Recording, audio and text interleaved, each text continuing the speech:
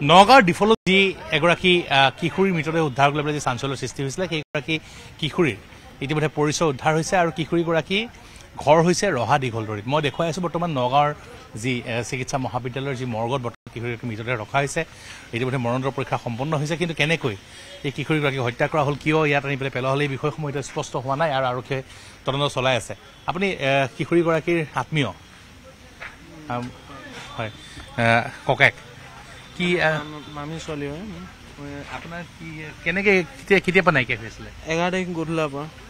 11 তাৰিখ গধূলাৰ পৰা। আৰু কি সন্দেহ কৰিছে কিবা কাৰোবাৰ সন্দেহ? এতিয়া মাকহঁতে কৈ আছে কি মুছলিম ল'ৰাজনৰ লগত কথা বতৰা পাতিছিলে, তেতিয়া গালি দিছিলে, বকিছিলে। তাৰপিছৰ পৰা আৰু ইমান মই গম নাপাওঁ। ক্লাছ 6ত। ক্লাছ 6ত পঢ়িছিলে। আৰু তাৰপিছতে মুছলিম ল'ৰাজনৰ লগত 11 তাৰিখৰ পৰা নাইকিয়া হৈছিলে। 11 জনৰ। 11 জন।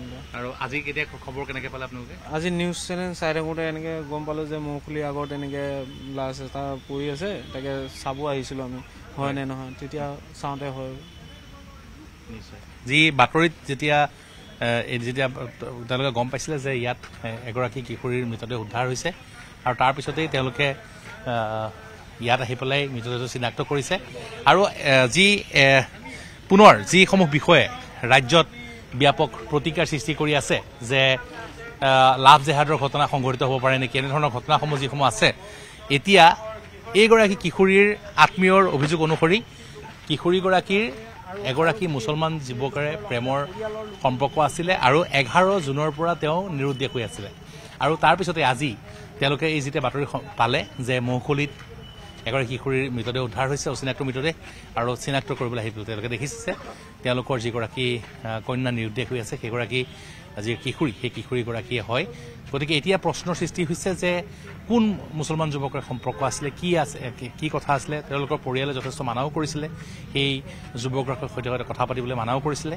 এতিয়ালৈকে যুৱতীগৰাকীৰ কোনো ধৰণৰ লগৰ পৰা হাতৰ পৰা যিহেতু মোবাইল ফোন বা কোনো ধৰণৰ পৰিচয় পত্ৰ উদ্ধাৰ হোৱা নাছিলে, গতিকে তেওঁৰ মৃতদেহ চিনাক্ত কৰাৰ পৰা যোৱা নাছিলে। কিন্তু শেহতীয়াকৈ যুৱতীগৰাকী ক'লৈ গৈছিলে, কাৰ লগত আছিলে, এই বিষয়সমূহ আৰক্ষীয়ে তদন্ত কৰাৰ পিছত সকলো কথা পোহৰলৈ আহিব। কোনে হত্যা কৰিলে, কি অপকৰ্ম কৰাইছিলে কিশোৰীগৰাকীৰ সৈতে। কিন্তু আমি পুনৰ কৈছোঁ যে নগাঁৱৰ ডিফলত যি এটা মৃতদেহ উদ্ধাৰক লৈ পেলাই যি ব্যাপক চাঞ্চল্যৰ সৃষ্টি হৈছিলে, সেই কিশোৰীগৰাকীক যি ইতিমধ্যে চিনাক্তকৰণ কৰা হৈছে। কিশোৰীগৰাকীৰ ঘৰ হৈছে ৰহাৰ দীঘলদৰীত আৰু সন্দেহ প্ৰকাশ কৰা হৈছে যে হয়তো কিশোৰীগৰাকীক ধৰ্ষণ কৰি হত্যা কৰা হৈছে। গতিকে কোন পাখণ্ডই এই যি দুষ্কৰ্ম কৰিলে তাৰ ওপৰত বৰ্তমান আৰক্ষীয়ে তদন্ত অব্যাহত ৰাখিছে।